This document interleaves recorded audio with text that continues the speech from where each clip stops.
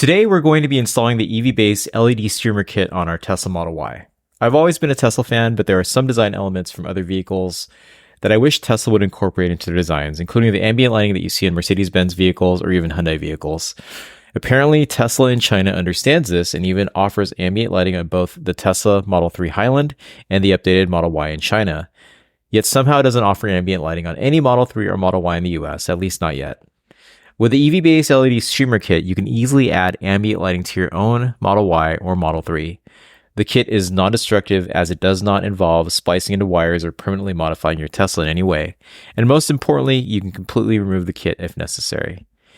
You can control the EV-based kit, including the color of the LEDs, from an app on your phone. You can also have the LEDs have color-changing patterns, sync to the music on your phone, sync to music that the app hears in your Tesla, and even change patterns based on a set schedule. If you want to go through the unboxing and installation process that I went through, stay tuned. Today we are going to be unboxing the EVBASE LED dashboard kit, and I've actually partially unboxed this already. I wanted to see how this was going to fit before I started making this video. But essentially what it comes with is two sets of these LED strips. This is a shorter one, and it's supposed to go here in this part of the center dash. The longer portion I've already started aligning along the dashboard to see if it's going to fit. And what it's supposed to look like at the end is one strip of LEDs that goes right along the top of the air vents and another one down here.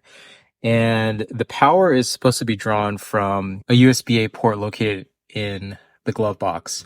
Whether that works or not, we'll find out. I've never actually installed this before, so this is my first time. You're going to go through this with me and see how much I succeed or fail.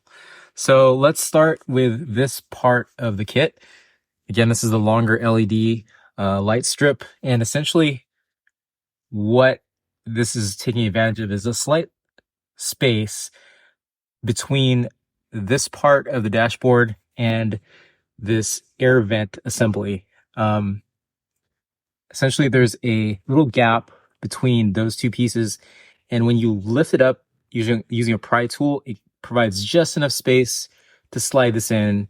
And I think the finished product is having the light strip secured all along the length of the dashboard using the pressure between the inside air vent and this top dashboard piece. So let's see if this actually works out.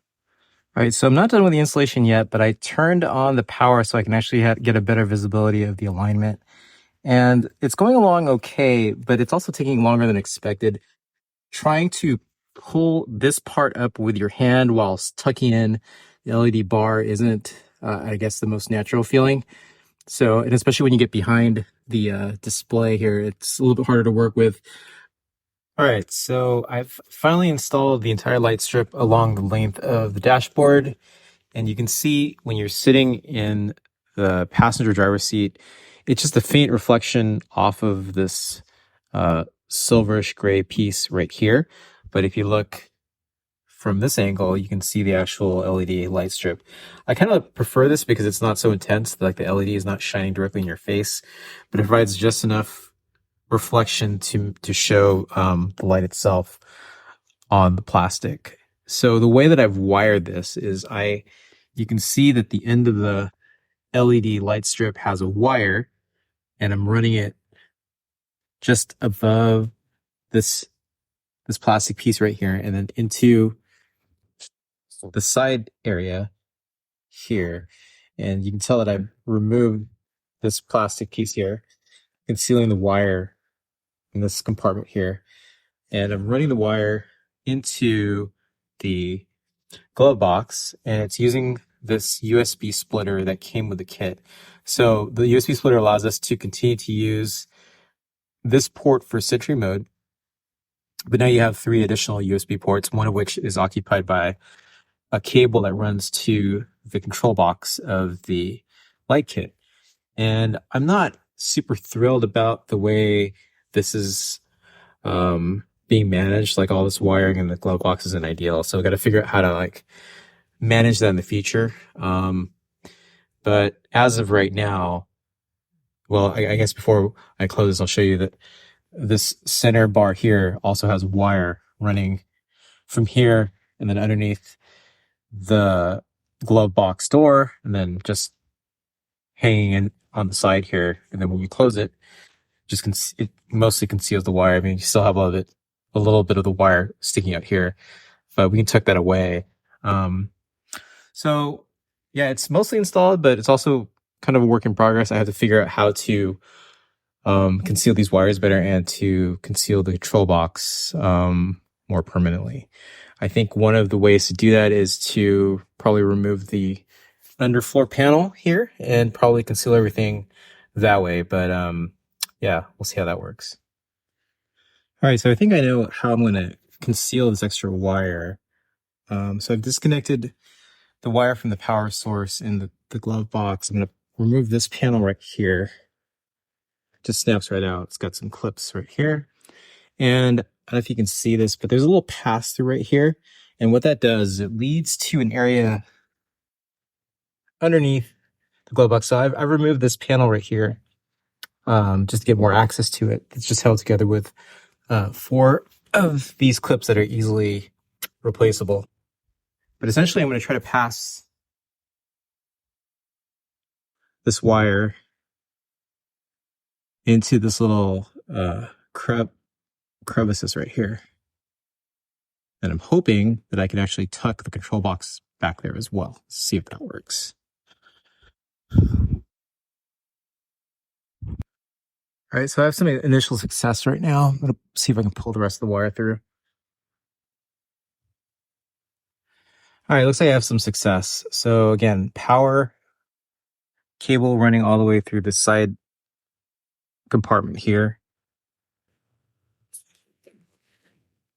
We're just going to supply power to the control box, which I'm hoping to conceal back here.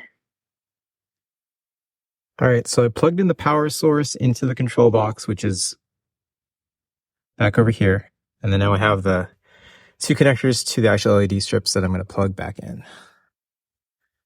All right, so before I close everything up, just to recap, have power source running from the glove box down into this side compartment here, which then passes into this area under the glove box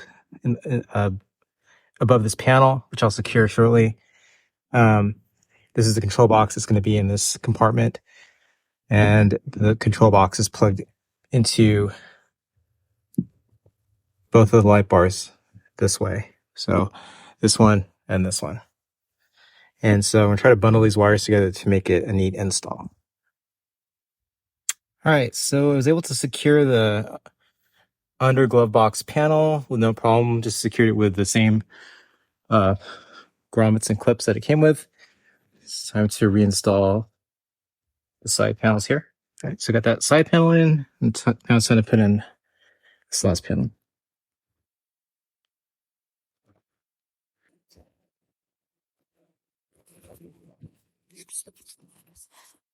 All right, there we go. So everything is still functioning. That's a good sign. Thanks for making it this far in the video. If you're interested in installing a kit like this for your own Tesla, I've left links in the description below as well as a discount code with EVBASE. I'll catch you on the next video. Thanks.